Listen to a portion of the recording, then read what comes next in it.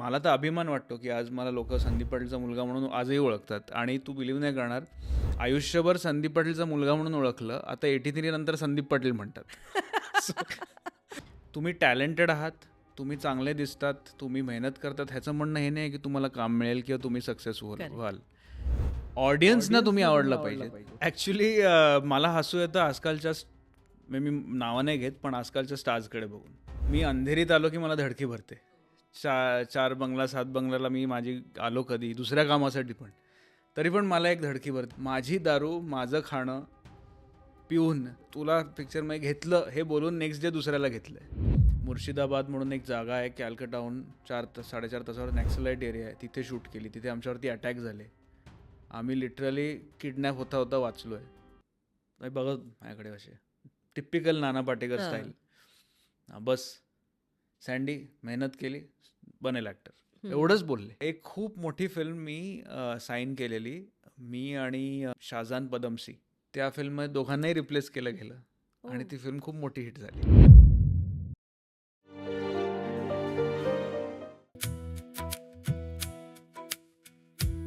विवाह collection bye P&G jewellers.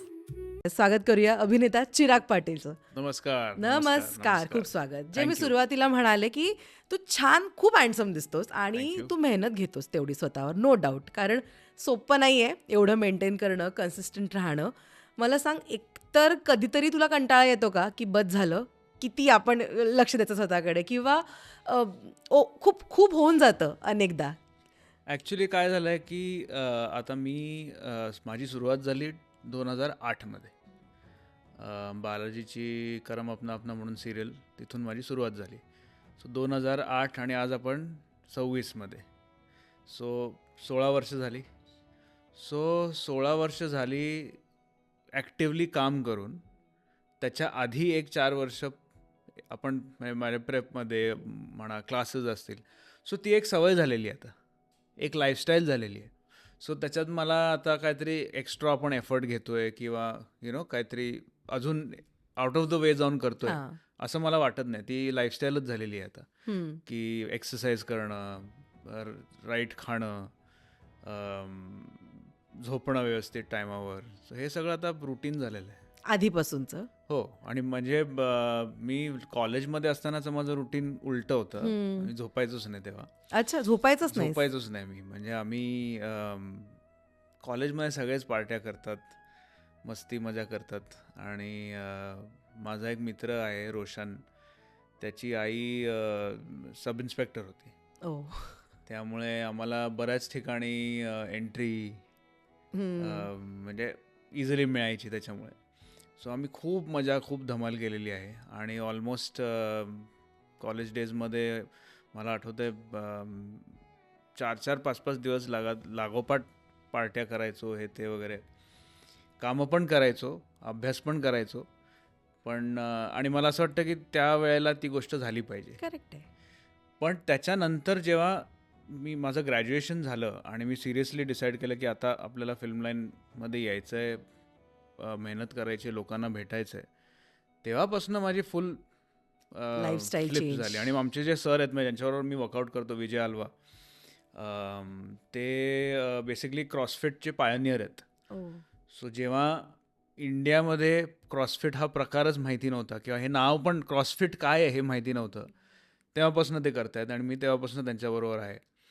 So त्यांच्याबरोबर जेव्हा मी त्यांच्या क्लासला जेव्हा जायला लागलो, त्यांच्याबरोबर ट्रेनिंग करायला लागलो, तेव्हा माझं म्हणजे 9:30ला झोपणं, 4:30ला उठणं, हे रुटीनच चेंज झालं. आणि आता ते एवढे वर्ष करून ती सवय झालेली आहे. सो मला आता दुसरं काही करायला, आता तू जर बोललीस की पार्टीला चल, तर मी येणार मी नाही. एक्झॅक्टली आता तेच विचारणार होते, जे तू म्हणालास मगाशी की कॉलेज डेजमध्ये म्हणजे ते तरुण सळसळतं रक्त, 2 दिवस पार्टी, 3 दिवस पार्टी, नाईट आऊट, उशिरापर्यंत हे सगळं चालतं. But once you cross that age, may be जबाबदाऱ्या किंवा अगेन आपलं शरीर पण वयोमानानुसार आपल्याला उत्तर देत असतं, राईट? आत्ता जमतं का रे हे सगळं? 3 दिवस सलग पार्टी, 4 दिवस सलग पार्टी? म्हणजे माझ्या बाबतीत ते घडतंय. मला 9 वाजले की असं होतं, बस संपवाई पार्टी आता. 9 म्हणजे मी कितीदा असं होतं, म्हणजे माझी बायको खूप चिडते माझ्यावर, कारण तिला खूप आवड आहे बाहेर जायची, लोकांना भेटायची, पार्टीला जायची, कुठे काय डिनरला जायची. पण माझा एक रूल आहे, 6:30ला जायचं, हं. 9:30ला घरी. घरी यायचं. आणि कोणीही हे टाईम पाळत नाही. त्यामुळे आम्हाला जर कोणीतरी बोलवलं तर ते 9 नंतरच होतं. So most of the times आम्ही जातच नाही किंवा ती एकटी जाते. आणि मी लास्ट मिनिटला म्हणजे हो येतो करून लास्ट मिनिटला जात नाही. सो ते नक्कीच चेंज झालेलं आहे आणि मला असं वाटतं चांगली गोष्ट आहे. बरोबर आहे. म्हणून मी जसं मगाशी बोललो की वेळच्या वेळी त्या गोष्टी करणं पण गरजेचं आहे. त्या वयात आपण जेव्हा एक टीनेजर असतो, 16, 17, 18 वर्षाची असतो, तेव्हा बॉडी पण आपली यंग असते, जबाबदारी नसते, उद्या सकाळी उठून कामावरती जायचं आहे हे टेन्शन नसतं. सो तेव्हा ती मजा केली पाहिजे. म्हणजे आता असं वाटत नाही की अरे आपण काहीतरी मिस आउट केलं आहे. ओके. आणि ना, जे तू म्हणालास की टीनेज असतं आणि नंतर हळूहळू जबाबदारी येते. खरं तर हा शब्द फार छोटा आहे, जबाबदारी, चिराग. पण आपण नाही म्हटलं तरी त्याचं ओझं असतं, राईट? मला सांग, तुला कधी वाटलं की भाई आता आपल्यावर जबाबदाऱ्या आहेत, I have to be careful now, प्रत्येक बाबतीमध्ये? मेड बी तुझी फिजिक असेल, तुझी तब्येत असेल किंवा फायनान्शियली असेल. तुला कधी ते क्लिक झालं की आता आपण आहोत बाबा रिस्पॉन्सिबल कोणाला तरी? मी तुला सांगतो 2018मध्ये 2018मध्ये म्हणजे 83 साईन करायच्या आधीची गोष्ट तुला सांगतोय. माझ्या लागोपाठ 3 का 4 फिल्म्स फ्लॉप झालेल्या आणि मला जेन्युनली 1-1.5 वर्ष काम मिळत नव्हतं, स्ट्रगल चालू होता. आणि आता मी जेव्हा बोलतो की फायनान्शियल इश्यूज होतात तेव्हा लोकांना ते पटत नाही किंवा Correct. ते डायजेस्ट होत नाही. हो. पण मला एक गोष्ट क्लॅरिफाय करायची आहे की माझे बाबा एक प्रोफेशनमध्ये आहेत, त्यांचा बिझनेस नाही आहे. सो असं नाही आहे की आमच्याकडे रोलिंग पैसे आहेत. इन्कम हां. फॅमिली बिझनेस आहे जो रोलिंग त्याचे आहेत. प्रॉपर्टी वाईज आम्ही ब्लेस्ड आहोत कारण माझे आजोबा आणि आमच्याकडे बऱ्याच प्रॉपर्टीज त्यांच्यामुळे आल्या किंवा काय म्हणतात ना ॲन्सेस्टोरियल प्रॉपर्टीज भरपूर आल्या. पण त्याचा मेंटेनन्स या किंवा ते सांभाळणं ना? सांभाळणं. या. सो ह्याच्यासाठी जे इन्कम जनरेट करायचं तुम्हालाच काम करायला लागतात. बाबा एवढे वर्ष करतायत. सो बाबा करतायत पण जेव्हा तुमची फॅमिली होते आणि तुमची बायको येते तेव्हा असं नाही बाबांकडे जाऊ नाही शकत की अरे बाबा पैसे दे, कारण त्यांचं पण एक रिस्पॉन्सिबिलिटी त्यांच्या डोक्यावरती आहे सगळं बाकीचं सांभाळण्याची. हम्म. सो 1 वर्ष जेव्हा असा एक आला वेळ की काम नव्हतं, इतके वर्ष काम केलेले पैसे जे काय आपण जमवतो, काय वॉट एव्हर इन्व्हेस्ट करतो ते सगळे होते. पण ज्या दिवशी आम्हाला कळलं की सना प्रेग्नंट आहे माझ्या पहिल्या मुलीबरोबर, रियानाबरोबर, तेव्हा एक असा धक्का बसला की अरे असं आहे की आत्तापर्यंत ठीक होतं, आम्ही दोघं जेव्हा होतो तेव्हा ठीक होतं, आम्ही करू शकत होतो मॅनेज आणि हे ते. आता मूल जगात येतं आहे आणि आपला काही ठिकाणा नाही आहे. सो तेव्हा एक ते खूप काय म्हणतात ना, एक ते प्रेशर आलं की आपल्याला काहीतरी नक्कीच करायला पाहिजे. प्रयत्न फिल्म लाईनमध्ये चालत होते पण फिल्म लाईनचं कसं आहे की तुम्ही टॅलेंटेड आहात, तुम्ही चांगले दिसतात, तुम्ही मेहनत करतात, ह्याचं म्हणणं हे नाही की तुम्हाला काम मिळेल किंवा तुम्ही सक्सेसफुल Correct. व्हाल. ऑडियन्सना तुम्ही आवडलं पाहिजेत, ऑडियन्सनी तुम्हाला ॲक्सेप्ट केलं पाहिजे. तुम्हाला भले ॲक्टिंग नसेल येत, तुम्ही भले चांगले दिसत नसाल, तुम्ही भले मेहनत घेत, पण कधी कधी ऑडियन्सना तुम्ही आवडलात की आवडलात, तुम्ही स्टार. सो ही गोष्ट तुम्हाला ॲक्सेप्ट करायला पाहिजे. आणि म्हणून तिथून मी माझा बिझनेस सुरू केला. आमची जागा होती त्याचं आम्ही रिसॉर्टमध्ये कन्वर्ट करून मग ते हळूहळू तो आता इतका चांगला चालायला लागला आहे. आमचे अजून पण एक रिसॉर्ट आहे, अजून म्हणजे बऱ्याचशा प्रॉपर्टीज आम्ही आता आमच्या कंपनीखाली आहेत. पण तो एक क्षण होता जेव्हा मला खरंच वाटलं की म्हणजे आता आपल्याला पैशांसाठी हातपाय मारले. Yes yes yes yes yes. आणि त्यांनी फायदा पण झाला आहे, कारण आज मला जसं पूर्वी मी कुठल्याही प्रोजेक्ट यायचा तर मी हो म्हणायचो आणि त्याच्यामुळे बऱ्याच वाईट फिल्म पण केल्या गेल्या. सो आता असं आहे की मला 5 वर्षातून एक फिल्म केली तरी पण काय फायनान्शियली फरक नाही पडणार, पण मला आवडीचं काम मी करीन, मला आवडीच्या माणसांबरोबर काम करीन. सो ही एक लक्झरी मला मिळाली आहे. आणि ना, आत्ता तेच म्हणजे मला विचारायचं होतं, चिराग, की सध्या तू कुठे दिसत नाहीयेस. नो डाऊट तू बिझनेसमध्ये खूप लक्ष देतोयस. यूट्यूबच्या माध्यमातून प्रेक्षक ते बघतायत सुद्धा. मी सुद्धा तिकडे येऊन गेली होती. पण तुला आत्ता 1% तरी out of sight, out of माइंडची इन्सिक्युरिटी वाटते? बिलकुलच नाही, कधीच वाटली नाही. कारण माझं एक ठाम बिलीफ आहे की ह्या सगळ्या ज्या गोष्टी आहेत ना, आपण बरेचदा वाचतो किंवा लोकांकडनं ऐकतो की पार्ट्यांना जायला पाहिजे, प्रेमियर्सना जायला पाहिजे, हां. इव्हेंट्सना जायला पाहिजे, दिसलं पाहिजे, हे ते. मी माझ्या वडिलांना बघितलं आहे. हं. 1987मध्ये रिटायर झाले. हं. सोशल मीडियावरती नव्हते, आजही नाही आहेत, कुठेच नाही आहेत.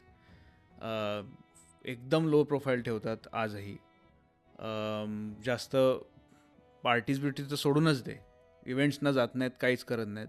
आजही ते घरातून बाहेर निघाले की ते त्यांना मॉप करतात, हो. लोक सेल्फीज काढतात, यंगस्टर्सपासनं म्हातारे लोकांपर्यंत सगळे. सो त्याचं म्हणणं असं आहे की तुम्ही जर ऑनेस्टली तुमचं काम जर केलं असेल तर ते दिसणारच, ते पोचणारच लोकांकडे. तर तुम्हाला ती इन्सेक्युरिटीज नाही पाहिजे की तुम्ही out of sight out of mind. हां, असं नाही की तुम्ही घरी बसून एक्सपेक्ट कराल की मला काम मिळेल. लोकांना भेटणं तर गरजेचंच आहे. ऑडिशन्स देणं असेल, मीटिंग्स करणं असेल, कास्टिंग डिरेक्टर्सना भेटणं असेल, ते तर करायलाच पाहिजे. पण ते तर चालूच आहे. पण आता मी तुला जसं मगाशी बोललो, असं नाही आहे की गेले 4-5 वर्षात माझ्याकडे ऑफर्स आल्या नाही आहेत किंवा लोकांनी मला कामं ऑफर केली नाही आहेत. पण असं आहे की आता मी अशा सिच्युएशनमध्ये आहे की मला बिझनेस सोडून जर 2-3 महिने एका प्रोजेक्टला जर द्यायचे असतील तर मग तो खरंच त्या तोडीचा प्रोजेक्ट पाहिजे, जिथे मला भले पैसेही नाही मिळाले तरी काय प्रॉब्लेम नाही, पण ते ॲज अन ॲक्टर ते पॅशनेटली काम करायची संधी मिळाली पाहिजे किंवा ते आवडलं पाहिजे. ओके. म्हणजे ऑफर्स येत आहेत तर. तुम्ही इतके वर्ष काम केल्यानंतर चेहरा ओळखीचा चेहरा असतो तर आणि म्हणजे माहिती असतं. आता 83ला रिलीज होऊन किती वर्ष झाली? 21 डिसेंबरला रिलीज झाला. साधारण 4-5 वर्ष झाली. आजही मला त्या कॅरेक्टरमुळे ओळखतात, वजनदारमुळे ओळखतात. मी म्हणत नाही आहे की कुठच्याही अँगल मी मोठा स्टारबीर आहे, पण एक नोन फेस होतो तुमचा जर तुमची पिक्चर चालली. सो ते खूप गरजेचं आहे की तुमची फिल्म चालावी. मग ती छोटा रोल असेल, मोठा रोल असेल, काहीही असून दे. आणि फिल्म जर चांगली असेल आणि ती चालली तर ती वर्षानुवर्ष चालते आणि लोक वर्षानुवर्ष लक्षात ठेवतात. आणि असं असतं ना चिराग, की आपण जेव्हा, जसं मी इंट्रोमध्येच म्हणाले, की जेव्हा एक मोठं नाव आपल्याबरोबर जोडलेलं असतं, ती नो डाऊट ना नकळतपणे आलेली जबाबदारी असते. मला सांग, संदीप पाटील यांचा मुलगा म्हणून मोठं होणं, ही तुला काय वाटतं आत्तापर्यंत? ब्लेसिंग वाटली तुला, प्रेशर वाटलं, प्रिव्हिलेज्ड, काय काय एक्झॅक्टली तुला वाटत होतं? डेफिनेटली ब्लेसिंग, डेफिनेटली प्रिव्हिलेज्ड, पण खूप त्याचं एक रिस्पॉन्सिबिलिटी असते, आहेच, आयुष्यभर असणार आहे. कारण त्यांचं नाव त्यांनी मेहनत करून एवढं मोठं कमवलं आहे, त्यांचे फॅन्स एवढे आहेत. तर मी असं काही केलं नाही पाहिजे की ज्यांनी त्यांचं नाव खराब होईल किंवा त्यांचे फॅन्स डिसअपॉइंट होतील. हा विचार कायम मनात ठेवायला लागतो कुठचाही प्रोजेक्ट साईन करताना. आता मी नाव घेत नाही, पण रियालिटी शोजची मला दरवर्षी ऑफर येते. पण मला करायचंही नाही आहे. पण असं आहे की जरी मला करायचं असेल तरी मी काही गोष्टी नाही करू शकत. ओके. कारण एक कुठेतरी आपलं एक फॅमिलीचं नाव आहे, एक रिस्पेक्ट आहे, ते मनात ठेवून पुढे आपल्याला जायला लागतं. आणि मला असं वाटतं की कम्पॅरिझन हे होणार आहे. आणि हे म्हणजे माझ्या वडिलांनी पण मला सांगितलेलं की ते तुला ॲक्सेप्ट करायलाच लागेल. ज्या दिवशी तू एक पब्लिक फिगर किंवा पब्लिक इमेज तुझं बनेल तर ही तुलना कायम होणार आहे. सो त्याच्यापासनं घाबरायची गरज नाही आहे की धावून जाण्याचे, फेस करायचं त्याला, जे काय आहे ते. म्हणजे मला तर अभिमान वाटतो की आज मला लोक संदीप पाटीलचा मुलगा म्हणून आजही ओळखतात. आणि तू बिलीव्ह नाही करणार, आयुष्यभर संदीप पाटीलचा मुलगा म्हणून ओळखलं, आता 83 नंतर संदीप पाटील म्हणतात. सो चिराग पाटील कुठे गेला का मलाही, मी पण शोधतोय अजून. Yes yes. पण इट्स ओके, म्हणजे सगळ्यांना सगळं मिळत नाही. सो व्हॉटेवर मला माझ्या हातात जे काय आलेलं आहे, माझ्याकडे जे प्रोजेक्ट्स आलेले आहेत, जे काम आलेलं आहे, ते माझ्याकडनं बेस्ट कसं मी करू शकेन ह्याच्यावरती फोकस असतो कायम. चिराग, पण या सगळ्याचा तुझ्या पर्सनॅलिटीवर कधी परिणाम झाला? म्हणजे it's in a good way, because जर तू आत्ता म्हणालास की संदीप पाटील यांचा मुलगा चिराग पाटील हे आलंच आहे एवढ्या वर्षात ओघानी. सो अनेकदा ना चांगल्या अर्थाने सुद्धा परिणाम होतो आपल्या पर्सनॅलिटीवर, किंवा थोडंसं निगेटिव्ह वेनी सुद्धा होऊ शकतो. तुला कधी जाणवलं हे किंवा झालंय असं काही? नाही, मला असं वाटतं की सेलिब्रिटीचा आणि एस्पेशली त्या एरामध्ये जे त्यांनी नाव कमवलेलं किंवा जे त्या टीमनी पहिला वर्ल्ड कप भारताला जिंकून दिला, त्यामुळे त्यांचा जो काय तो गाजाबाजा झालेला आणि त्यांना जो त्या टीमला जो रिस्पेक्ट मिळालेला आजही लोक लक्षात ठेवतात त्या सगळ्या गोष्टी. त्याच्यामुळे मला आणि माझ्या भावाला एक्सपोजर खूप मिळालं. म्हणजे ट्रॅव्हलिंगच्या संधी बाबांबरोबर असेल, जग बघायला मिळालं. लहान वयात खूप गोष्टी बाबांबरोबर पण काही पॉलिटिक्स झालेलं आहे क्रिकेटमध्ये, हे ते वगैरे, जे बाबांनी पण बरेचदा सांगितलेलं आहे, ते सगळं बघायला मिळालं. लोक बदलताना बघायला मिळाली, चांगल्या टाईममध्ये आणि खराब टाईममध्ये. सो ह्या सगळ्या गोष्टी खूप कमी वयात बघायला मिळाल्या, एक्सपिरियन्स करायला मिळाला. त्यामुळे जसं तुम्हाला म्हणालीस की तुला ह्या सगळ्या गोष्टींचं विचार येत नाही का, out of sight out of mind, कारण ह्या सगळ्यांना गोष्टी फार किरकोळ आहेत. ह्याच्यावरती जर आपण फोकस करत बसलो ना तर आपण आपलं कामच नाही करू शकणार. सो त्याचा नक्कीच फायदा झालेला आहे. म्हणजे सेलिब्रिटीचा मुलगा असणं ह्याचा फायदा नक्कीच झालेला आहे. आणि माझे बाबा किंवा माझे आजोबा हे एवढे म्हणजे हिटलर होते आम्ही लहान असताना. सो त्याचा गैरफायदा आम्हाला घ्यायचा असेल तरी आम्ही कधी घेऊ नाही शकलो. की बाबांचं नाव वापरलंय कुठे, की अरे मी संदीप पाटीलचा मुलगा आहे म्हणून, कधीच नाही. म्हणजे मी माझी फर्स्ट प्रोजेक्ट पण जेव्हा केलेला, सिरियल असून दे, फिल्म असून दे, मला देवसाहेबांबरोबर मी एक फिल्म केलेली, छोटासा रोल होता त्याच्यात, माझी फर्स्ट फिल्म.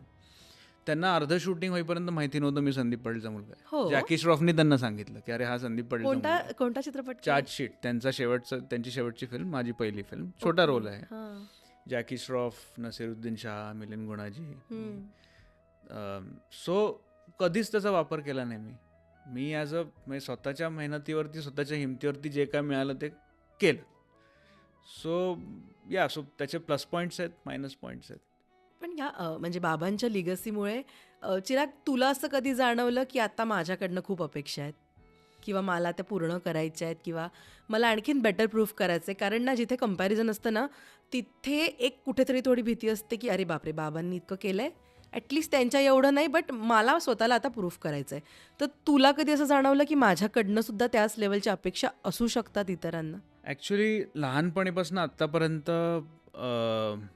इतर लोकांनी, फॅमिलीच्या बाहेर किंवा त्यांचे फॅन्स, ह्यांनी खूप ताणे मारलेत, आजही मारतात, की अरे तू क्रिकेट खेळला नाहीस, हे ते वगैरे. सो पण आता त्याची सवय झालेली आहे. आणि लोकांना हे म्हणजे आज मी फायनान्शियली खूप चांगल्या पोझिशनमध्ये आहे. माझी जी स्वप्न आहेत, मला गाड्यांची खूप आवड आहे. मी गाड्या, म्हणजे जी बेस्ट गाडी असेल ती मी घेतो, स्वतःच्या पैशाने विकत घेतो. पण हे कुठेतरी लोकांना ॲक्सेप्टच होत नाही. म्हणजे लोकांना ते वाटतं की ते संदीप पाटीलचा मुलगा आहे, त्याला काय कमी आहे असं होतं ना. म्हणजे त्यांनी घेतली असेल किंवा वॉटेवर. पण सो ते एक पॉईंट होता माझ्या लाईफमध्ये की मी ते प्रूव्ह करायला जायचो सगळ्यांना की अरे नाही, मी घेतली आहे, अरे माझ्या पैशाने घेतली आहे, असं का बोलतायत हे ते वगैरे.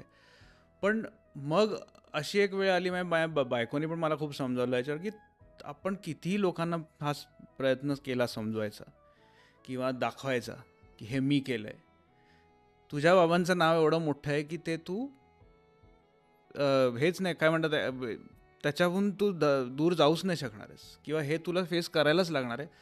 सो आता असं आहे की काय वाटेल ते बोला, मी मला हवं ते करणार. ओके. सो त्याचं एक पॉईंटपर्यंत प्रेशर आलेलं, इरिटेशन होतं, फ्रस्ट्रेशन होतं की अरे आपली ओळख काय किंवा आपली आयडेंटिटी काय. पण हे जसं मी मगाशी बोललो की ह्याच्यात जर तुम्ही अडकून राहिलात तर मग तुम्ही डाऊनफॉल तुमचा किंवा तुम्ही मेंटली तुम्ही खचतच राहाल खाली.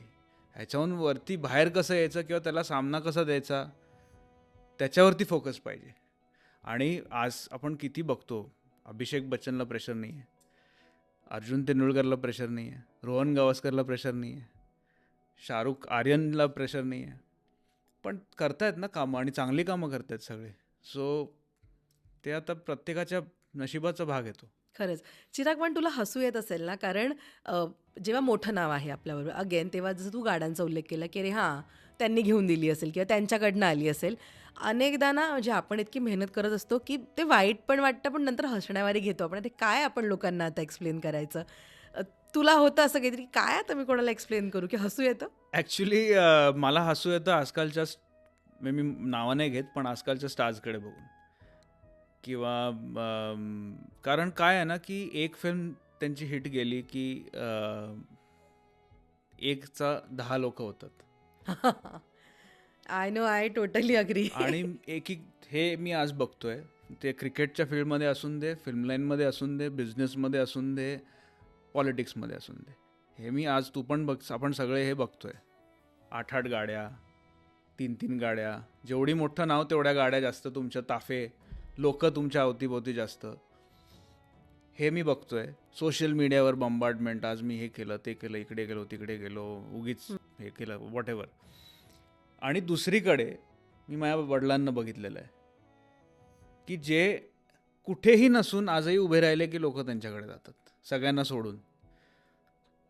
सो म्हणून मी सांगतो, मला हसू येतं या आजकालच्या ज्या ॲक्टर्स जे एवढं ट्राय करतात ना, अरे तुम्ही कामं करा ना, कामावरती फोकस द्या, ते ऑटोमॅटिकली येईल जर काम तुमचं चांगलं झालं तर. त्याचं मला हसू जास्त येतं. हे जे तू बोललीस की लोकांना हे वाटतं की तू बाबांनी, ते आता त्याची सवय झाली आहे, त्याचा काय फरक नाही पडत मला. कारण अल्टिमेटली आता असं आहे की बायको, मी आणि माझ्या मुली आणि माझे आईबाबा, भाऊ माझा, ही फॅमिली आहे. ह्याच्या पलीकडे माझी जी काय एक्सटेंडेड फॅमिली किंवा फ्रेंड्स असतील ते वेल विशर्स आहेत आणि त्यांना सगळं माहिती आहे जे काय आहे ते. सो त्यांना सोडून मी बाकीच्यांना कशाला प्रूव्ह करायला जाऊ. खरंच आहे. आणि ना 83 मध्ये जेव्हा तुला बघितलं प्रेक्षकांनी, तेव्हा आता ज्यांना तुझा इतिहास माहीत नाही आहे त्यांना हा प्रश्न पडला असेल की अरे हा का क्रिकेट नाही खेळला, किंवा हा का वडिलांच्या पावलावर ह्याने पाऊल नाही ठेवलं. खरं तर हा खूप कठीण डिसिजन असेल चिराग, आय नो, की आपण अभिनयात जायचं का क्रिकेटमध्ये जायचं. दोघींकडे मे बी स्ट्रगल इक्वल असेल किंवा कुठे जास्त कमी असेल, आय डोंट नो. तू मला सांग की तुला कोणता कठीण डिसिजन वाटला त्यावेळी. मला ॲक्च्युली कठीण डिसिजन नव्हता, कारण लोकांना बिलीव्ह नाही होत, कारण इंडियामध्ये क्रिकेट हे रिलिजन आहे. सो असं मी जेव्हा लोकांना सांगतो की मला क्रिकेटमध्ये इंटरेस्ट नाही आहे किंवा मला कधीच क्रिकेट खेळायची आवड नव्हती, हे मी सांगितलं कीच लोक की अरे काय बोलतोय हा, म्हणजे हा काय जर्मन जिब्रिश, काय ही कुठली भाषा बोलतोय, असं होतं. पण जे फॅक्ट आहे ते फॅक्ट आहे, नाही आहे आवड आणि इंटरेस्ट नाही आहे, आणि कदाचित टॅलेंट असेल नाही असेल ते कधी बघितलंच नाही. पण माझ्या वडिलांनी मला पहिल्यांदा बघितलं तेव्हा मला सांगितलं त्यांनी की तू इंडियासाठी कधी खेळणार नाहीस. आता त्यांनी ते टॅलेंट बघून सांगितलं का इंटरेस्ट बघून सांगितलं हे मला माहीत नाही, पण जे ते बोलले ते खरं होतं, कारण ते तोपर्यंत कोच झालेले. सो त्यांना ती परख होती. आणि मला त्यांनी हे सांगितल्यानंतर कुठेतरी एक रिलीफ मिळाला, कारण मला ऑलवेज ॲक्टरच बनायचं होतं. सो माझ्यासाठी ते जास्त डिफिकल्ट डिसिजन नव्हती. इनफॅक्ट मला ते काय म्हणतात ना, एक त्यांच्याकडनं तो सपोर्ट मिळाल्यानंतर मला एक बरं वाटलं की बाबा ते तरी आहेत पाठीशी. ओके, म्हणजे मला हे खूप सरप्राईज वाटलं आत्ता की आवडच नव्हती क्रिकेटची. अगं मी आत्ता पण जेव्हा डिरेक्टर्सना भेटायला जातो किंवा मीटिंग, सगळे बोलतात अरे काय काम केलंयस 83 मध्ये, तू खेळायचंस ना क्रिकेट. हां, तेवढं मी सराईत जेव्हा मी जे म्हणाले सांगतो की तुला. बाबा मी क्रिकेट काय, मी 83च्या वेळेला बॅट हातात घेतली. इनफॅक्ट 83च्या ऑडिशनची मी मजा सांगतो. जेव्हा मला कबीर सरांनी ऑडिशनसाठी बोलवलेलं आरामनगरला, तेव्हा मुकेश छाबरांचं हे होता कास्टिंग ऑफिस आरामनगरला. तर मी आता बाबांचं रोलसाठी ऑडिशन द्यायला मी काय तयारी करू. मी बाबांना आयुष्यभर बघितलेलं आहे, तरी पण मी त्यांचे इंटरव्ह्यूज हे ते काही इकडच्या तिकडच्या गोष्टी बघून मी गेलो. तर त्यांनी मला हातात बॅट दिली की क्रिकेट खेळून दाखव. तर मी बोललं हे कुठचं ऑडिशन आहे. तो बोलला की नाही, वो सर ने तो आपका पिक्चर देख लिया है, तो उसका ॲक्टिंग का टेन्शन नाही आहे, क्रिकेट का टेन्शन आहे. तर मी बोललं आईला हेच, मला पण हेच टेन्शन आहे. सो पहिला मी अख्ख्या ऑडिशनवर आय थिंक 1 ओव्हर त्यांनी टाकलेली, मला एकही बॉल बॅटला लागला नाही. त्याच्यानंतर ऑडिशन झालं, मी घरी आलो, बाबांनी विचारलं कसं झालं. मी बोललो की मला वाटत नाही मला घेतील, कारण असं असं झालं. सो आम्ही दोघांनी, मला वाटलं की बाबा नाही घेणार. तर 1 महिनाभर गेला, मध्ये काही त्यांच्याकडनं रिस्पॉन्स आला नाही. सो तोपर्यंत आम्हाला वाटलं की डेफिनेटली कोणाला तरी दुसऱ्याला घेतलं आहे. मग एक दिवशी कबीर सरांचा फोन आला की जरा तू ये भेटायला. तर मी गेलो आणि त्यांनी लॅपटॉपवरती बाबांचे क्लिपिंग्स आणि माझं ते audition side by side compile करून त्याचा व्हिडिओ बनवून मला दाखवलं. आणि मी पण शॉक झालो ते बघून, कारण माझा स्टान्स आणि माझी एक काय म्हणतात ना हावभाव, बॅटिंगची असेल किंवा चालायची असेल किंवा हातवारे करायची असेल, ती एकदम म्हणजे 80% मॅच होत होती बाबांना. Blood So, line. Kabir sir बोलले की मला बॉल बॅटीला लागणं हे गरजेचं नाही, कारण ही फिल्म आहे, तू त्यांच्यासारखा दिसला पाहिजेस आणि तसे हे केलं पाहिजेस. सो तशी मला ती फिल्म मिळाली. हे लोकांना म्हणजे लोकांना वाटतं मला क्रिकेट येतं खेळतं, मला नाही येत क्रिकेट. सो जेव्हा मी लोकांना सांगतो की मी क्रिकेट खेळत नाही, तर बोललो अरे मग तू कसं? मी बोला मी ॲक्टिंग चांगला आहे, मी ॲक्टर चांगला आहे, ॲक्टिंग चांगली करतो मी, म्हणून मी करू शकलो. हम्म. सो तसं आहे ते. आणि मी त्या अख्ख्या प्रोजेक्टकडे एक कोरिओग्राफी म्हणून बघितली, म्हणजे आपण डान्स कोरिओग्राफी कशी करतो. Yeah. सो बाबांचे सगळे shots was like a choreography for me. So मी त्या अप्रोचनी त्याला हँडल केलं. तेव्हा कुठेतरी बाबा असं म्हणाले नाही का, म्हणालं होतं तुला एकदा तरी खेळ? नाही त्यांचं असं नव्हतं बाब- ना, खेळला बा- असतास आधी नाही, नाही, जरा. नाही, बाबा नाही, पण ॲक्च्युली एक सीन होता 83मध्ये जिथे संदीप पाटील म्हणजे बाबांना पण बॉलिंग करायला दिलेली वर्ल्ड कपमध्ये. सो ते शूट केलं ॲक्च्युली शूट, ते फिल्ममध्ये नाही एडिट झालं. तर त्याच्यासाठी आमचे जे कोच होते बलविंदर सिंग संधू, त्यांनी मला सांगितलं की बघू जरा तू बॉलिंग कशी करतोस. आणि मी जेव्हा शाळेत क्रिकेट खेळायचो तेव्हा पण मला बॉलिंग जास्त आवडायची, बॅटिंग मला एवढी काय आवडायची नाही. पहिलाच बॉल स्टंप उडवले, दुसरा बॉल परत स्टंप उडवले, तिसरा बॉल परत स्टंप उडवले. तर ते माझ्याकडे येऊन बोलले अरे तू का नाही खेळलास, एवढी चांगली बॉलिंग टाकतोस, तुझी हाईट आहे, स्पीड चांगला आहे. तर मी बोललो की आता काय बोलून फायदा. आता झालं मी ते. बोललो आता झालं ते गेलं. मी बोललो आता काय IPL मध्ये पण घेणार नाहीत मला. चिराग, पण या सगळ्या क्रिकेट, अभिनय, बाबांचं म्हणणं, तुझे विचार, या सगळ्यामध्ये तुझ्या आईचं म्हणणं काय होतं? आईला काय वाटत होतं चिरागने करावं? मी तुला सांगतो आईबद्दल, बिकॉज बाबा सेलिब्रिटी आहेत, इंटरव्ह्यूज सगळे बाबांबरोबर होतात Yeah. किंवा आहेत, पण आईचं कॉन्ट्रीब्युशन लोकांना माहितीच नाही आहे किती आहे माझ्या ॲक्टिंग एस्पेशलीसाठी. म्हणजे मी हे सांगूच नाही शकणार. आणि आईला कायम पाहिजे होतं की आम्ही दोघंही भावंडं क्रिकेटर्स बनावे. ती खूप बाबांच्या पाठी होती, पण कुठेतरी ते झालं नाही, त्याचं ते स्वप्न पूर्ण झालं. आणि आजही आई बाबा भांडतात. आजही आई बाबांना सांगते की अख्ख्या जगाला तू शिकवतोस, मुलांना नाही शिकवू शकलास. तर त्यांचं ते आर्ग्युमेंट आजही चालतं. आणि पण आता तिने पण ऑफकोर्स ॲक्सेप्ट केलं की मुलाला जर नसेल इंटरेस्ट. पण मी तुला सांगतो, माझं पहिलं जेव्हा 12वीमध्ये मी असताना ॲक्टिंग क्लासेस जॉईन केलेले 12वीच्या सुट्टीमध्ये. आणि बिकॉज मी एका अशा फॅमिलीमधनं होतो, आमच्याकडे काय ड्रायव्हर्स नव्हते, पण ते बसमधनं जाणं कॉलेजपर्यंत किंवा ट्रेनमधनं जाणं हे आम्ही, कारण स्कूल बसनी स्कूलला जायचो किंवा चालत जायचो. सो बस आणि ट्रेनचा संबंध तोपर्यंत आला नव्हता. सो थोडंसं मला ना की अरे अंधेरीला क्लासेस असायचे, मी शिवाजी पार्कला राहतो, सो तिथे जायचं कसं. सो तू बिलीव्ह नाही करणार, आईनी बसचा रूट माझ्याबरोबर 2दा येऊन हे बघ अशी पकडायची बस, इकडून हे जायचं ते जायचं करून सगळं ते इथपर्यंत ते ॲक्टिंग क्लासची चौकशी फाइंड आउट करणं. नंतर मध्ये मला काय स्किनचा काहीतरी पिंपल झालेल्या, सो ते डॉक्टर फाइंड आउट करणं, त्याचा फॉलोअप करणं. तर ह्या सगळ्या, सकाळी उठून ॲक्टिंग क्लासला मी जायचो, माझ्या आधी आई उठून माझं सगळं ब्रेकफास्ट डबा पॅक करून, अननोईंगली. म्हणजे हे आईचं प्रेम असतं, सो त्याला म्हणजे सगळ्याच आया करतात, पण तिचं कॉन्ट्रीब्युशन खूप मोठं आहे. आणि ते ॲक्च्युली मी पण किंवा कधी हे बोललो नाही आहे, कदाचित आज पहिल्यांदा असेल मी हे बोलतो आहे, पण तिच्यामुळे ते सुरुवात खूप एक कम्फर्टेबल सुरुवात झाली. कारण तेव्हा बाबा ट्रॅव्हल करायचे, त्यांच्या टूर्स असायच्या. सो बाबा फार कमी ॲक्च्युली मुंबईत असायचे तेव्हा आधी. सो आईनीच आम्हाला आणि आजी आजोबांनी आमच्या दोघांना जास्त करून वाढवलं आहे.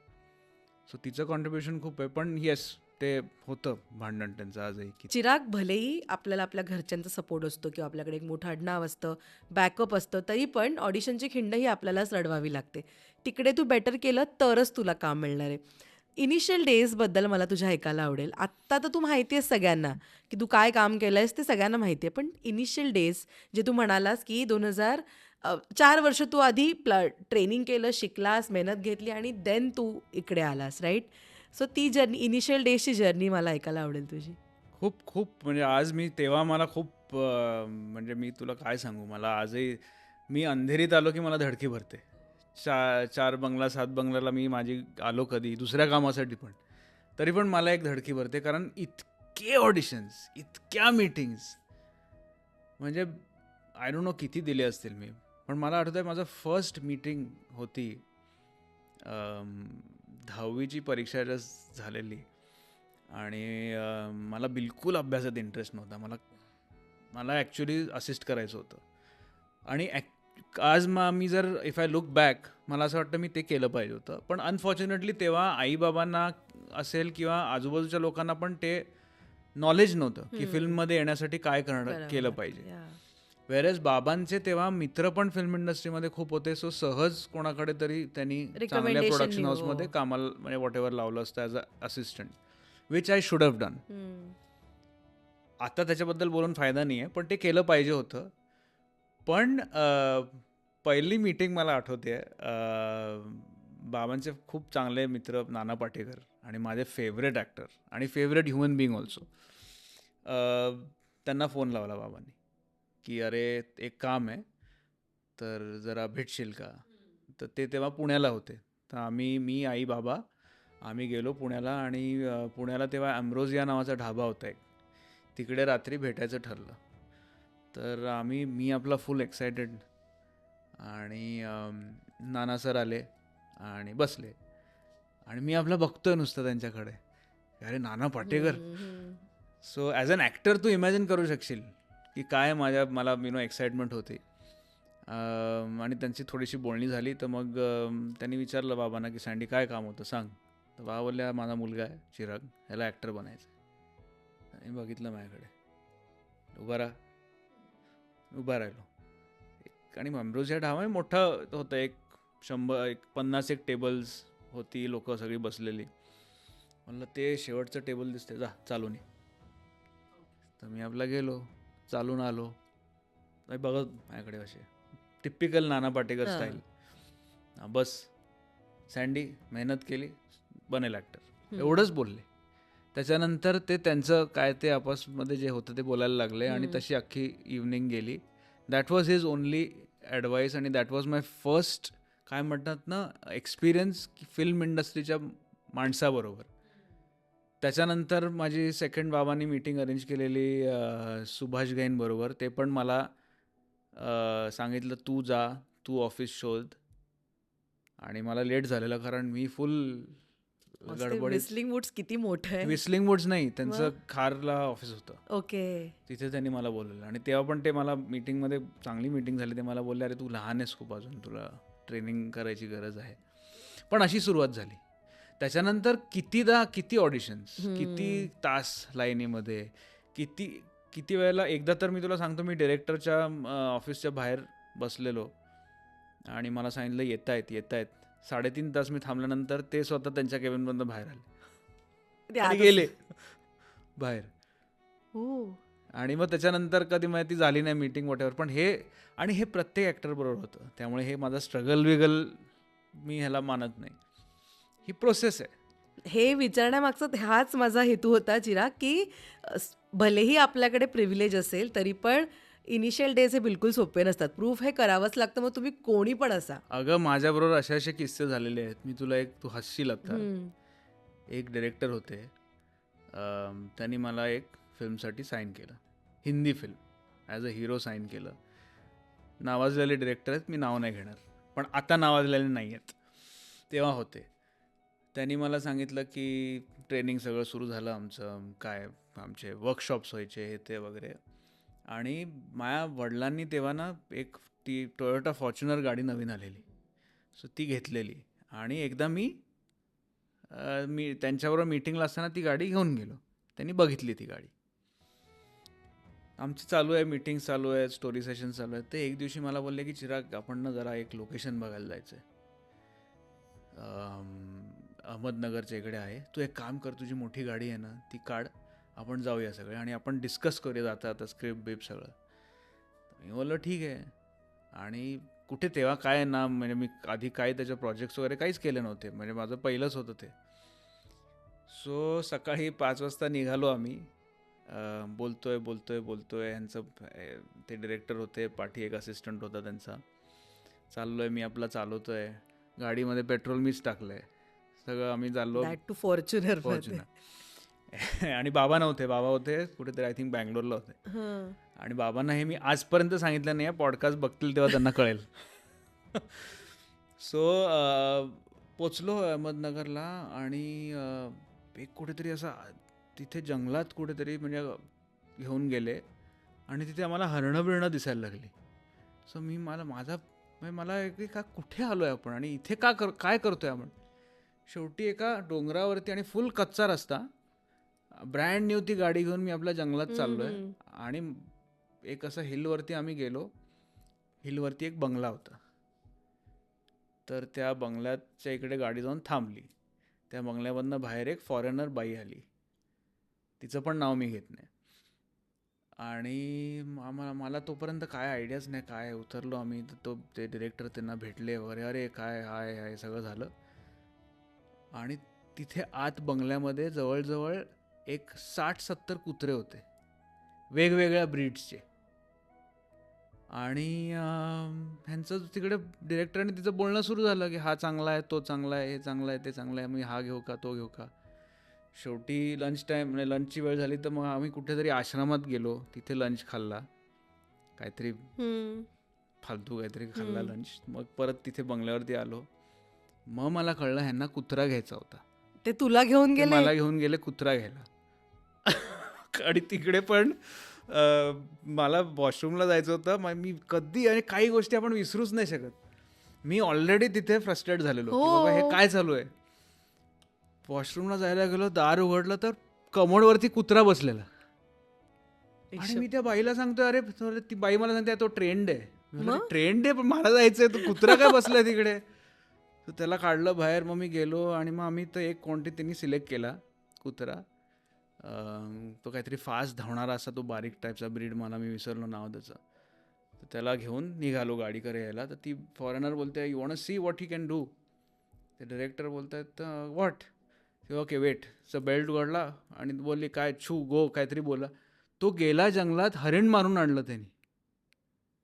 आणि मी बोला, अरे काय चाललंय हे, मी फिल्म करायला इकडे आलोय, स्क्रिप्टचं काय लोकेशन ह्याचा काय टॉपिकच नाही. तो कुत्रा गाडीत घातला, तिथून निघालो परत येताना. आणि तोपर्यंत म्हणजे त्याचा वास, त्याचे केस, आय कॅनॉट इमॅजिन. तो गाडीत 2दा ओकला कुत्रा. आम्ही रात्री 1ला घरी पोचलो. सकाळी बाबांना ती गाडी घेऊन जायचं होतं. मी 3 वाजेपर्यंत गाडी साफ करत होतो. आई ग, हे किती एखाद्याचा इनोसन्सचा गैरफायदा घेतल्यासारखं. तेव्हा मी तेच सांगते की आता या गोष्टींचा विचार केला की मला हसू येतं. म्हणजे मी मित्रांना पण सांगतो, ते महफिल होते ती की अरे असं ती स्टोरी सांगणं असं होतं ते. पण ते जेव्हा होत असतं तेव्हा जे फ्रस्ट्रेशन, इरिटेशन किंवा आपला वापर केला जातोय हे जेव्हा कळतं. सो अशा बरेच, आणि हे एक आहे, अशा बरेच इन्सिडेन्सेस झालेले आहेत. पण हे सगळं होऊनच आपण मॅच्युअर होतो ॲज अन ॲक्टर. पण मला असं वाटतं की लाईफ एक्सपिरियन्स हा खूप इम्पॉर्टंट आहे.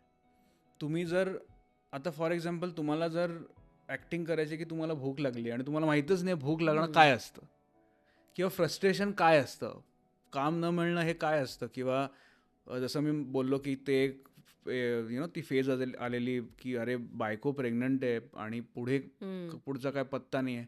सो ते इमोशन काय असतं हे ॲज अन ॲक्टर एक्सपिरियन्स करणं तुमच्या नॉर्मल लाईफमध्ये खूप गरजेचं आहे. कारण मगच तुम्ही इमोट करू शकतात किंवा तुम्ही तिथे जाऊ शकतात. सो मला असं वाटतं की आज आता उद्या जर मी जेव्हा काय प्रोजेक्ट मी आता करीन त्याच्यामध्ये मला असं वाटतं की आधीपेक्षा खूप ॲज अन ॲक्टर माझी मॅच्युरिटी झाली असेल because of the life experiences, various experiences.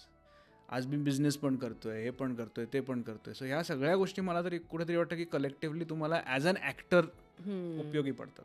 पण तू कसा डील करतोस, किंवा आधीपासूनच मला ऐकायला आवडेल जेव्हा अशा सिच्युएशन्स येतात आणि हे असं म्हणजे अनेकांसोबत हे घडू शकतं की अच्छा चल याला कामाची गरज आहे ना, हा आपल्याला करेल मदत, हा थोडी ना क्वेश्चन विचारणार आहे.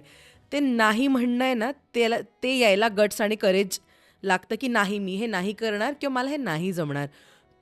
तुला कधी जमलंय नाही म्हणणं एखाद्या गोष्टीसाठी? तू माझ्या रिसॉर्टवर आलेली आहेस कर्जतला. मी तुला माझ्या रिसॉर्टवरती एका कॉटेजच्या बाहेर एक डेक आहे, तो डेक दाखवला.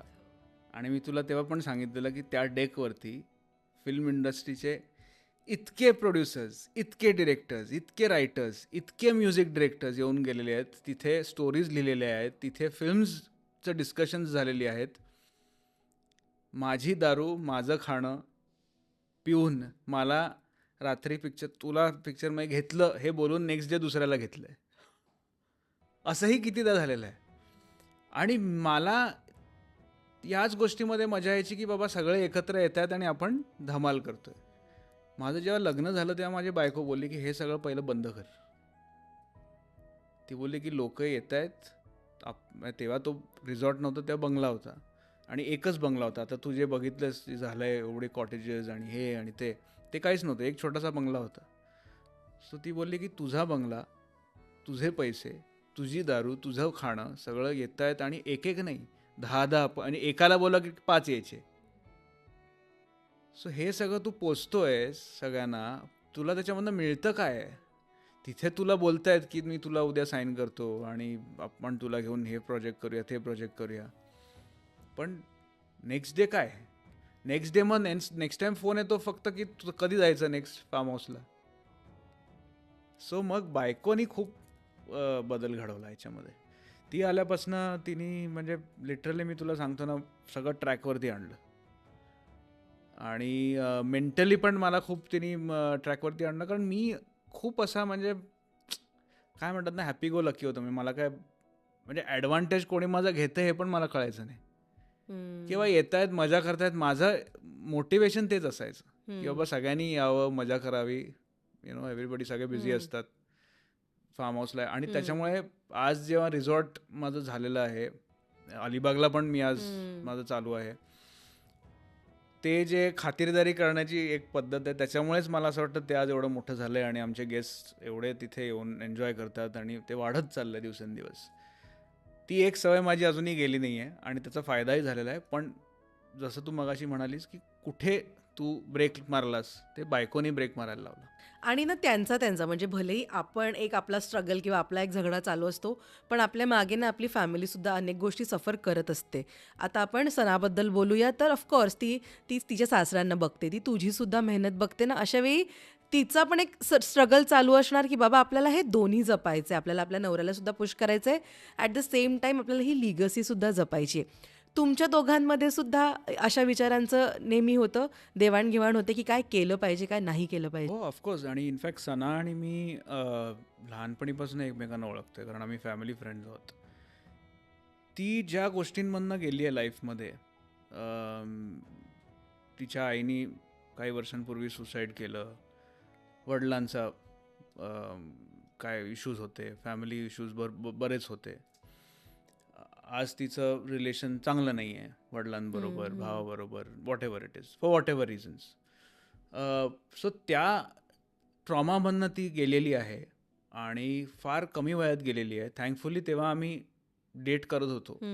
ती 19 वर्षाची असेल जेव्हा हे सगळं झालं.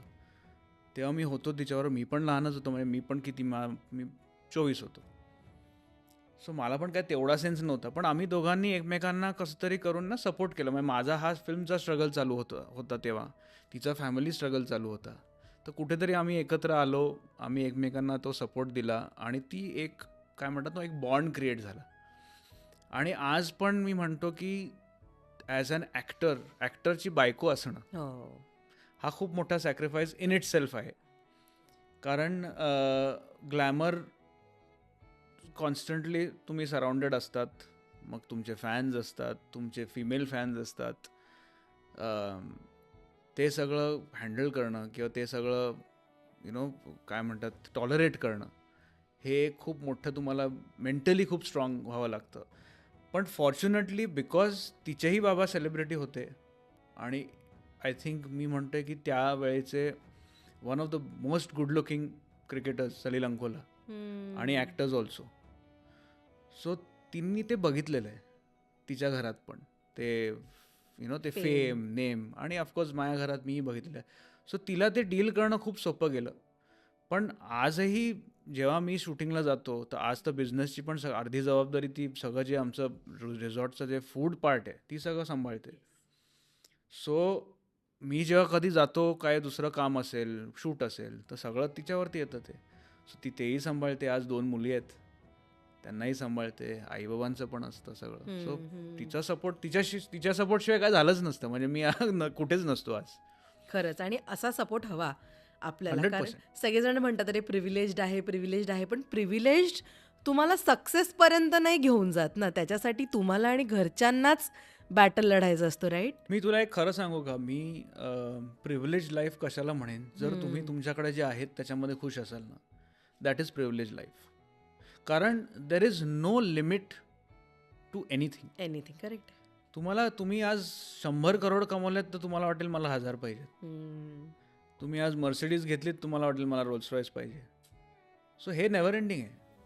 सो प्रिव्हिलेज इज वॉट, की तुम्ही जे आहे त्याच्यामध्ये तुम्ही खुश असाल, दॅट इज प्रिव्हिलेज लाईफ. खरं आहे यार.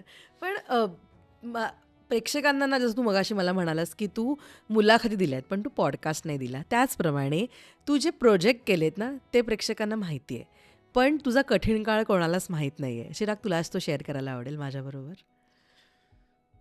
हो, का नाही? काय वाटेल ते प्रश्न विचार. तू एवढे वर्ष मला ओळखतेस, मी आजपर्यंत तुला कधी सांगितलं नाही आहे की मला तू क्वेश्चन काय विचारणार आहे सांग. मी आता कधीच आलेलं आहे नाही. तुला. ह्याच्या आधी पण तू कधी मी तुला सांगितलंय का? हम्म. मी काहीही लपवत नाही आणि काही जे काय असेल ते मी तोंडावरती सांगतो. आणि ही माझ्याकडे ही क्वालिटी बाबांकडनं आलेली आणि त्यांच्याकडे आजोबांकडनं आलेली. तुला असं वाटतं की आत्तापर्यंत तुझा बेस्ट परफॉर्मन्स बघितलाच नाहीये प्रेक्षकांनी? बिलकुलच नाही बघितलं. नाही. इनफॅक्ट मी तुला सांगतो, मी एक फिल्म केलेली ले गया सद्दाम, इरॉसवरती आहे. ती माझ्या लाईफची आय थिंक, मी जर कुठल्या फिल्मसाठी मेहनत घेतली असेल सर्वात जास्त तर ती त्या फिल्मसाठी असेल. मी आणि रघुवीर यादव त्या फिल्ममध्ये होतो. तिथे पण खूप स्टोरी त्या फिल्मची, म्हणजे इतकी छान फिल्म होती ती, पण स्क्रिप्ट नव्हती. आम्ही सेटवरती जाऊन सीन बनवायचो, शूट करायचो. मुर्शिदाबाद म्हणून एक जागा आहे, कॅलकटाहून 4-4.5 तासावर नॅक्सलाइट एरिया आहे, तिथे शूट केली. तिथे आमच्यावरती अटॅक झाले. आम्ही लिटरली किडनॅप होता वाचलो आहे. पण ती फिल्म अनफॉर्च्युनेटली ज्या फ्रायडेला रिलीज झाली त्याच्यावर 13 फिल्म रिलीज झाल्या. अरे बापरे. ती हरवली. खूप छान फिल्म होती. सब्जेक्ट चांगला होता, माझं काम त्याच्यात चांगलं होतं आणि मी दिसलो पण चांगला होतो. सो मला असं वाटतं ती एक फिल्म आहे ज्याच्यामध्ये मला असं वाटतं ती आज जर रिलीज झाली असती विथ OTT प्लॅटफॉर्म्स खूप चालली असती. पण येस, अजून मला असं वाटतं की मला एक्सप्लॉईट करणारा डिरेक्टर, माझ्या टॅलेंटला एक्सप्लॉईट करणारा डिरेक्टर मला मिळाला नाही. आणि डिरेक्टर जरी मिळाला असेल तरी स्क्रिप्ट तशी नव्हती. 83मध्ये एक सर्टन लिमिटपेक्षा जास्त मी काय करणार, किंवा वजनदारमध्ये जे माझं कॅरेक्टर होतं ते एक सर्टन लिमिटहून जास्त काय करणार. सो ते स्क्रिप्टमध्ये जेवढं होतं तेवढं मी करायचा प्रयत्न केला आणि आजही लोक ती गोष्ट लक्षात ठेवतात.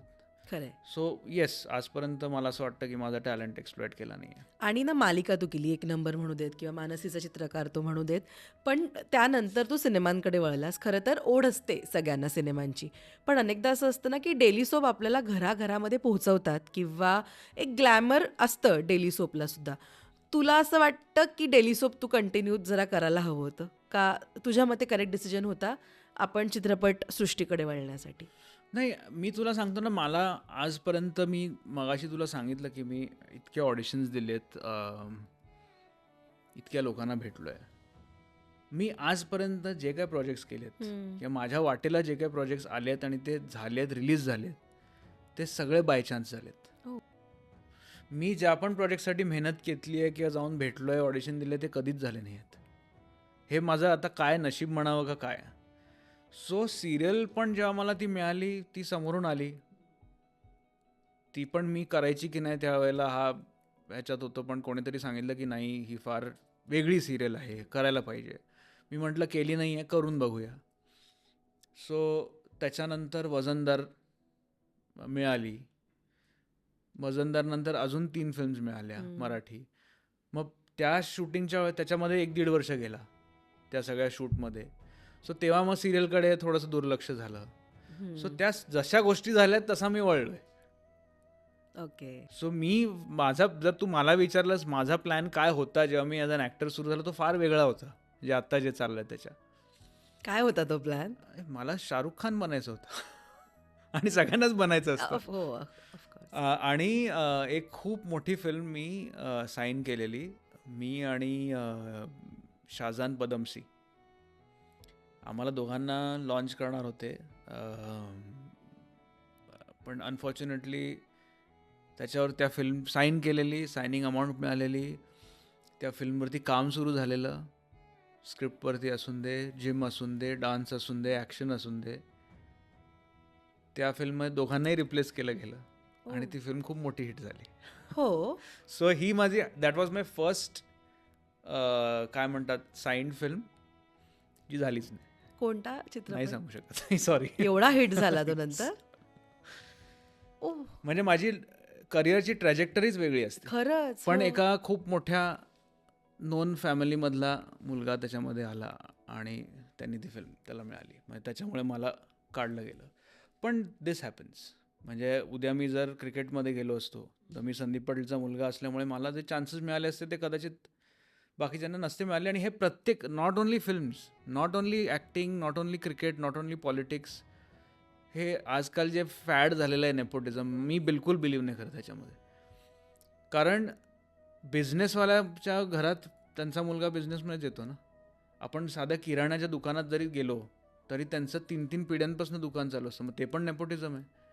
मग फिल्म लाईनमध्येच कशाला नेपोटिझम आणि क्रिकेटमध्ये आपण नेपोटिझम बोलतो. So this is a wrong term. हे चिराग, नेपोटिझम तुम्हाला सक्सेस मिळवून देतं का? नेपोटिझम तुम्हाला अपॉर्च्युनिटी मिळवून देतं, सक्सेस तुम्हाला ऑडियन्स देतात. फिल्म लाईनमध्ये अपॉर्च्युनिटी येस 100%. म्हणजे ते आज किती नाही म्हटलं तरी बाबांमुळे पहिली मीटिंग मला मिळते पहिली मीटिंगमध्ये, राईट. बरेचदा, नॉट ऑल द टाईम, पण पहिली मीटिंग मिळते. That is an advantage. त्या मीटिंगमध्ये मी काय करतो आणि त्या ऑडिशनमध्ये मी काय करतो ते दॅट डिपेंड्स ऑन मी. तिथे बाबा काही करू नाही शकत, तिथे नेपोटिझम काही करू नाही शकत. पण हा एक ॲडव्हान्टेज आहे नेपोटिझमचा जो मी डिनाय करणार नाही. पण तू रिजेक्शन फेस केलंस कधी? किती हो. खूप लागलंय कोणतं? किती ले गया सद्दामचंच तुला सांगतो. माझ्या बिकॉज जसं मी तुला सांगितलं 13 फिल्म्स रिलीज झालेल्या, स्क्रीन्स मिळत नव्हते आम्हाला. 3-4 थिएटर्समध्ये दादरमध्ये, आय थिंक दादर आणि अराउंड 3-4 थिएटर्समध्येच लागलेला. PVRमध्येच फिनिक्सला लागलेली एक स्क्रीन मिळालेली. माझ्या अख्ख्या फॅमिलीला, अख्ख्या फ्रेंड सर्कलला मी तिकीट्स काढून घेऊन गेलो बघायला थिएटरमध्ये. काय म्हणतात ना ते प्रिव्ह्यू शो बी वगैरे असं काय हेच नव्हतं तेव्हा. सो मीच आपले तिकीट्स काढून सगळ्यांना घेऊन गेलेलो बघायला. आणि आम्ही एक 20-25 जण होतो आणि आम्हाला सोडून अजून 3 कपल्स होते आणि एक फॅमिली आलेली ती फिल्म बघायला. फिल्म सुरू झाली, पहिल्या 5 मिनटात एक कपल उठून निघून गेला, 15 मिनटात दुसरं कपल उठून निघून गेला, अर्धा तास होईपर्यंत सगळेच, फक्त आम्हीच होतो, सगळे बाकीचे निघून गेलेले. स्वतःची फिल्म चालू आहे आणि लोक उठून जात आहेत आणि तुमची फॅमिली आणि फ्रेंड्स बसलेत. ते फेस करणं, तिथून बाहेर येणं थिएटरमधनं आणि फेस करणं आणि नेक्स्ट डे परत सुरुवात करणं, लोकांना भेटणं, हे सो ते मी म्हणेन की खूप डिफिकल्ट. आणि एकदा नाही 9 वेळेला मी फेस केलेलं आहे ते. हो. कारण 9 फिल्म्स मी तुला सांगतो, मी 26 फिल्म साईन केल्या आहेत माझ्या करिअरमध्ये. त्याच्यामधल्या 13 शूट केल्या आहेत, त्याच्यामधल्या 11 रिलीज झाल्या आहेत, त्याच्यामधल्या 2 चालल्या आहेत, वजनदार आणि 83. 9 फ्लॉप झाल्यात. सो हा काय म्हणतात ना सक्सेस रेशो आहे फिल्म लाईनमध्ये, आणि हा माझा आहे सक्सेस रेशो. बाकीच्यांचं तर काय काय खूप असू खूप शकतो. जास्त असतं. खरंच आहे. असू शकेल. पण अनेकदा ना या ज्या मुवमेंट असतात, तू आता अगदी हिशोबच मांडलास माझ्यासमोर. असं असतं की एक मुवमेंट असते, आपल्याला जाणवतं की कदाचित ही फील्ड माझ्यासाठी नाही आहे का, किंवा मी बस झालं आता, किती आपण अपयश सहन करणार, राईट? चिराग, तुला कधीतरी बॅक ऑफ द माइंड एक क्षण तरी वाटलं होतं की दिस इज इट नाव, हे माझ्यासाठी नाही आहे आता? एकदा वाटलेलं जेव्हा आम्ही रिसॉर्ट सुरू केलेलं, नुकतंच सुरू केलेलं आणि एक 6-8 महिने झाले असतील. आणि खूप छान चाललेलं सगळं. फर्स्ट टाईम लाईफमध्ये मी काम करायला लागल्यापासनं, मी 18 वर्षाचा असल्यापासून काम करतो आहे. माझी मावशीच्या नवऱ्याची फॅक्टरी आहे, पुण्याला आहे, सेरमेट म्हणून रेजिस्टर्स बनवतात. आता माझे सगळे कझन्स पण तिकडे काम करायला लागलेत आणि ते सांभाळतात कंपनी. तिथे मी स्टॉक ॲनालिसिस करायचो, कारण आमच्या फॅमिलीमध्ये एक आहे की 18 वर्षाचं झालं की तुम्ही you have to start earning. बाबांनी पण केलं, मी पण केलं.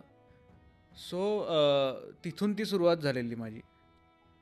आणि असं करत करत करत करत करत करत एवढे रिजेक्शन्स फेस केल्यानंतर कुठेतरी आपल्याला वाटतं की बाबा कदाचित जसं तू बोललीस, दिस इज नॉट फॉर मी. आणि बिकॉज रिझॉर्ट चांगलं चाललेलं, फर्स्ट टाईम सेटल्ड होतो, पैसे येत होते, चांगला कमवत होतो, सगळं खुश होतं, जे करायचं होतं फायनान्शियली ते करायला मिळत होतं.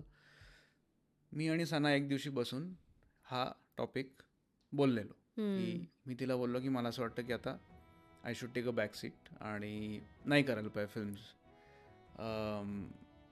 आणि ती पण बोलली की ठीक आहे, तुला जर तसं वाटत असेल तर काहीच त्याच्यात नाही, शेवटी तुझा डिसिजन आहे. तर मी बोललो की नेक्स्ट म्हणजे उद्या आईबाबा आय थिंक कुठेतरी ट्रॅव्हल करत होते, तर मी बोललो एकदा आईबाबांशी बोलून घेतो मी ह्याच्याबद्दल. बोलले ठीक आहे. नेक्स्ट डे मी रिसॉर्टवरती गेलो. तिथून येताना मला कबीर सरांचा फोन आला आणि 83 हॅपन की मला भेटायचं आहे तुला. आणि मला माहिती होतं की ती फिल्मचं बोलणी चालू आहेत. मी कधी त्याच्यासाठी अप्रोच केला नव्हतं किंवा वॉट एव्हर इट इज, पण मला माहिती होतं की अशी अशी फिल्म बनते आहे आणि माझी आईची खूप इच्छा होती की तो रोल मी करावा बाबांचा. मी गाडी चालवत होतो, कबीर सरांचा फोन आला. मी त्यांना सांगितलं ठीक आहे. मग कबीर सर बोलले माझे असिस्टंट तुम्हाला फोन करतील. म्हणलं ठीक आहे. घरी आलो, सणाला सांगितलं की सणा असं असं झालं आहे, मी नाही सांगतोय, मी नाही करणार आहे फिल्म, कारण आपलं काल डिस्कशन झालं आहे आणि आज मी आईबाबांशी बोलणार आहे ह्याच्यावरती. तर मी कसं काय बोलू की मला करायची फिल्म. मी म्हटलं की काय परत ते सगळी प्रोसिजर सुरू. सी काय होतं, तुम्हाला जेव्हा फिल्म मिळते किंवा तुम्ही एका प्रोजेक्टवरती काम करायला लागता ॲज अन ॲक्टर किंवा कुठलंही डिरेक्टर असू दे, तुमचे सगळे एक्सपेक्टेशन्स परत सुरू होतात. करेक्ट. की ही फिल्म तिथे पोचेल, या फिल्मनी असं होईल, तसं होईल, तुम्हाला हे काम मिळेल, ते काम कदाचित मिळेल, हे नवीन चान्स असू शकतो, सगळं होतं. हे बरोबर सगळं आहे. सुरू होतं. And आणि हे जेव्हा तुम्ही 9-10 वेळेला 26 वेळेला सुरू करून पडलंय आणि त्याच्यामधनं तुम्ही उभे राहिलात परत, सो हे कितीदा तुम्ही करणार. सो ती प्रोसेस परत करायची म्हणजे मला असं झालं की यार सना नको यार, नाही करायला पाहिजे. पण ती मला बोलली की चिराग तू एवढ्या फिल्म्स केल्या आहेस, आणि ती बोलली की हा चान्स, स्वतःच्या वडिलांना प्ले करायचा चान्स हे हिस्ट्रीमध्ये कदाचित फार कमी जणांना मिळालेलं आहे. तू in a way history create करतोयस फिल्म लाईनमध्ये. एवढ्या मोठ्या डिरेक्टरबरोबर, प्रोडक्शन हाऊसबरोबर, ॲक्टर्सबरोबर काम करायचा चान्स, टेक्निशियन्सबरोबर. ती बोलली की तू काय, what is that to lose, there is nothing to lose. ती बोलली एक अजून कर और एक हो जाए. 27. सो मी बोललो की ठीक आहे. आणि ती बोलली की काय, तरी पण मी, ती बोलली एक काम कर, चल ठीक आहे, तू एक काम कर, एवढे पैसे माग की तुला नाही म्हणतील. तर मी एवढे पैसे मागितले, त्यांनी लगेच हो बोलले. तर मग मला बोलले अरे तू अजून थोडे मागायला पाहिजे होतेस. मला तर गप्प बस, या तर करतोय तर होऊ दे. पण खूप दॅट वॉज अ, सो तिथे मला वाटलं की नाही, if I wasn't meant for it, ते समोरून आलं नसतं. करेक्ट. सो मला असं वाटतं की अजूनही कुठेतरी राहिलं आहे, आत काहीतरी आहे की ते कॉलिंग आहे अजूनही. आणि आय डोंट नो कधी होईल, उद्या होईल, नाही सुद्धा होणार, आय डोंट नो.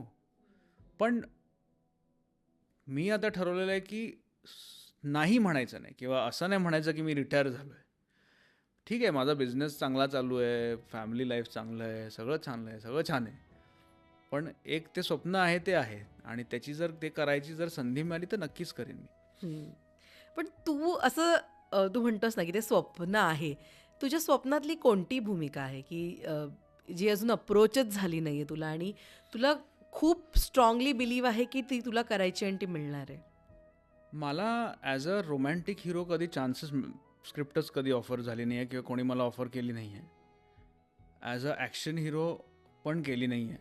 आणि as a me negative 2 films केल्या आहेत, पण नॉट लाईक नेगेटिव्ह. सो मला असं वाटतं की नेगेटिव्ह रोलमध्ये मला खूप चांगलं मी करू शकेन असं मला वाटतं, ज्याची मला ऑफर अजूनपर्यंत, या 3 गोष्टींची ऑफर अजूनपर्यंत आली नाही. आणि मला असं वाटतं की जर चांगल्या तऱ्हेने चांगल्या डिरेक्टरनी प्रोजेक्ट केलं तर कदाचित लोकांपर्यंत ते पोचू शकेल आणि लोकांना आवडू शकेल असं मला वाटतं. चिराग 16-17 वर्ष झाली तू या इंडस्ट्रीमध्ये काम करतोयस की नो डाऊट अपयश आहे पदरामध्ये, but you are known face. मला सांग की विजिबिलिटी किंवा तुम्ही एका सर्कलचा भाग असणं, तुमची सोशल हजेरी, रिलेशनशिप इंडस्ट्रीमध्ये, ह्या गोष्टी महत्त्वाचे फॅक्टर प्ले करतात तुमच्यापर्यंत चांगल्या भूमिका येण्यासाठी? करतात, हो. मला असं वाटतं. मगाशी मी बोललो की out of sight out of mind, ते माझा बिलीफ आहे आणि मला असं वाटतं आणि मी त्या तऱ्हेने जगतो, कारण मला ते जमत नाही. मी बरेचदा मला सुरुवातीला सई खूप सांगायची की अरे तू ये ना, जा ना इव्हेंट्सना, भेट ना लोकांना, त्या पार्टीला ये ना, इकडे ये ना, तिकडे ये ना. आणि बरेच दुसरे पण कलाकार ज्यांच्यावर मी कामं केलेत ते मला सांगायचे, पण मला ते कुठेतरी आवडत नाही, करता येत नाही. स्वतःला विकणं हे मला जमत नाही. मला ॲक्टिंग जमते पण स्वतःला विकणं जमत नाही, किंवा मी लोकांना जाऊन त्यांच्यावर बसून सर सर सर ते नाही करू शकत मी. आणि येस, रिलेशन्स असणं महत्त्वाचं आहे, त्या सर्कलमध्ये फिरणं महत्त्वाचं आहे, पण हे त्याला एक पर्सनॅलिटी टाईप लागते जी माझी नाही आहे, आणि हे मी ॲक्सेप्ट करतो. आणि कदाचित त्याच्यामुळे माझ्या हातून बरीच कामं गेली असतील. मी बऱ्याच पार्ट्या दिल्या आहेत जिकडे लोक येऊन धमाल करून गेलेली आहेत, पण त्याचा मला फायदा झाला नाही आहे. सो माझा तो एक आउटलुक वेगळा झालेला आहे की अरे मी ते करून झालेलं आहे. मला लोकांनी त्या सराउंडिंगमध्ये ऑफर्स दिलेले आहेत, पण त्याच्यानंतर काय? नंतर काय? वर्कआउट काहीच नाही आहे. सो माझा तो आउटलुक झालेला आहे. पण मला असं वाटतं म्हणजे जे काय मी बघतो, माझे जे मित्र आहेत जे इंडस्ट्रीमध्ये आज खूप सक्सेसफुल आहेत, खूप मोठी मोठी नावं झालेली आहेत, त्यांचं आहे ते एकत्र सगळे वावरतात, मजा मस्ती करतात, ट्रॅव्हल करतात, एकत्र भेटतात रोज. पण मी तसा थोडासा रिक्लूज आहे. मला माझी बायको, मुलं आणि माझी बिझनेस असेल किंवा माझा लवासाला बाबांचा एक विला तिथे, जंगलात जास्त राहणं, तसा मी तिथे जास्त आहे माझं. सो कदाचित तिथे मी पाठी पडलोय नक्कीच, पण त्याचं मला रिग्रेट नाही. रिग्रेट नाही आहे, कारण मी नाही करू शकत ते. तुझे फ्रेंड्स आहेत इंडस्ट्रीमध्ये? इंडस्ट्रीमध्ये हां, ज्याच्यावर यू Colleagues काउंट ऑन आहेत. देम. कलिग्स आहेत, फ्रेंड्स नाही. फ्रेंड्स नाही. कलिग्स आहेत, कलिग्स खूप आहेत. बट हा माझा मित्र आहे सच्चा, असं नाही फिलिंग आहे कोणासाठी. पण त्याच्यासाठी मी पण कारणीभूत आहे ना, हम्म. कारण मी सुद्धा Efforts तेवढं नाही घेतले. एफर्ट्स घेतले नाही आहेत. सो समोरचं कशाला घेईल? असे मी आज फोन केला तर कोणीही मला, मी कोणालाही जाऊन भेटीन किंवा कोणालाही मी घरी बोलू शकतो, तेवढं तर आहेच, तेवढं रिलेशन आहे. पण असं मी रात्री 2 वाजता फोन करेन वगैरे नाही, चान्सच नाही. आणि कोणाला वेळही नाही आहे, इतके बिझी आहेत सगळे स्वतःच्या रेसमध्ये, धावण्यामध्ये. मी तर म्हणेन की मी लकी आहे की मी हा डिसिजन घेऊ शकतो. या पोझिशनमध्ये मी आहे की मला ती रेस नाही धावायची, मला माझी रेस धावायची. क्या बात आहे. आणि खूप मच्युअर थिंकिंग आहे चिराग तुझी. मला खरंच मनापासून तुला आता विचारायला आवडेल की ह्या छोट्या छोट्या गोष्टी जरी असल्या ना, जिथे आपण हर्ट होतो, आपला वापर केला जातो किंवा आपल्याला हव्या तशा संधी नाही मिळत, हे कुठेतरी ना आपल्या डोक्यामध्ये पायलअप होत असतं. मगाशी तू उल्लेख केलास की सनाने तुला मेंटली बऱ्यापैकी ट्रॅकवर आणलं. मुलं फार बोलत नाहीत मेंटल हेल्थबद्दल, किंवा जर ते सफर करतायत कुठल्या गोष्टींबद्दल तर ते बोलत नाहीत. मला सांग, तू कधी ही फेज तुझ्या आयुष्यामध्ये अनुभवली आली की जिकडे तारतम्यच नाही आहे तुझं, तुझ्या मेंटल हेल्थकडे लक्ष नाही आहे, किंवा काय घडतंय, आपण किती विचारांच्या ओघामध्ये वाहतोय याच्याकडे तुझं लक्ष नाही आहे, असं कधी घडून गेलं आहे? कितीदा? हो. आता तू मला सांग, इतके वर्ष इंडस्ट्रीमध्ये काम केल्यानंतर एक मोठी फिल्म मिळाली, ती फिल्म मी केली, त्याच्यामध्ये नॉट ओन्ली त्या फिल्मला लागण्याची मेहनत, दुसरं पण मी क्रिकेटचे कोचिंग क्लासेस सुरू केलेले. सो लिटरली मी तुला सांगतो, मी 12-12 तास क्रिकेट खेळायचो. बॉडीवरती काय परिणाम झाला असेल, तुम्ही 30व्या वर्षी जर तेवढं क्रिकेट खेळायला लागलात, सवय नाही आहे. मला आज माझ्या नेकमध्ये कंप्रेशन आहे, बॅकमध्ये कंप्रेशन आहे, त्याच्यामुळे मी 1 वर्ष मला वर्टिगोचा त्रास होता, तर मी मॅरेथॉन राहणाऱ्या मी धावू नव्हतो शकत हम्म. किंवा चालू नव्हतो शकत नीट, गाडी चालवता येत नव्हती मला. आणि ही सगळी मेहनत करून ती फिल्म ज्या फ्रायडेला रिलीज होते तेव्हा ओमनिक्रॉन करोना होतं, एका आठवड्यात थिएटर्स बंद होतात. म्हणजे इतकं मेहनत करून, आणि माझं सोडून दे कबीर खानना काय झालं असेल, ती फिल्म आम्ही बनवलेली बिग स्क्रीनसाठी, ती शूट तशी केलेली, त्या फिल्मनी कधी बिग स्क्रीनच बघितला नाही. सो ह्याच्याहून मोठं काय फ्रस्ट्रेशन असेल की तुम्ही एवढं सगळं फेस करत करत करत करत इथपर्यंत आलात आणि तुम्हाला वाटलेलं की हा तुमचा सगळ्यात मोठा प्रोजेक्ट आहे आणि हा प्रोजेक्ट रिलीज झाल्यावर तुम्हाला ह्याच्यामधनं फायदा होईल ॲज अन ॲक्टर. तो पण प्रोजेक्ट नेमकं त्यावेळेला कोविड झालं. सो ऑफकोर्स मी ह्युमन आहे, कोणालाही त्रास होतोच. 1 वर्ष मी त्या फेजमधनं गेलो की असं वाटलेलं की आता काय करू मी. पण तिथे तुमचा फॅमिली सपोर्ट उपयोगी येतो आणि मला असं वाटतं की तुम्हाला बोलायला पाहिजे या गोष्टी. आत ठेवून की मी आय एम द मॅन, यांनी काही होत नाही. आणि म्हणतात ना, मुलं कधी रडत नाहीत किंवा ते वल्नरेबल नसतात. यू बिलीव्ह की आपण जरा इमोशनली वल्नरेबल असावं किंवा व्यक्त व्हावं, नाही तर मग ते आतमध्ये साठत जातं. मी तुला सांगतो किती आपले ऍक्टर्स यंग हार्ट अटॅकने गेलेत. हो. तू गुगल कर, तुला लिस्ट मिळेल. येस. गेले 5 वर्षात. कोविड नंतर हे सुरू झालंय सगळं. पण हे मला कुठेतरी वाटतं की मेंटल स्ट्रेस किंवा तुम्ही लोनलीनेस जेव्हा माणसाला येतो आणि मेंटल स्ट्रेस जेव्हा तुम्हाला असतो ना, दॅट इज द बिगेस्ट, मी म्हणेन की डिझीज. कारण त्यांनी दुसरे सगळे आजार तुमचे सुरू होतात. त्यावेळेला तुमच्याबरोबर तुमचा राईट लाईफ पार्टनर असणं, तुमची मुलं असणं, तुमचे आईबाबा असणं, हे तुम्हाला वाचवतात. आणि आज आपण जे म्हणतो की बरेचसे यंगस्टर्स लग्न नाही करायचं आहे, इच टू इज ओन. मी काय इथे आजोबांसारखं ॲडवाईस द्यायला बसलो नाही आहे, पण मी जस्ट सांगतो आहे की हा माझा एक्सपिरियन्सवरनं मी सांगतो आहे की मला असं वाटतं की हे जे मी 40व्या वर्षी करीन लग्न, किंवा मला नाहीच करायचं आहे, मला काय ट्रॅव्हल करायचं आहे.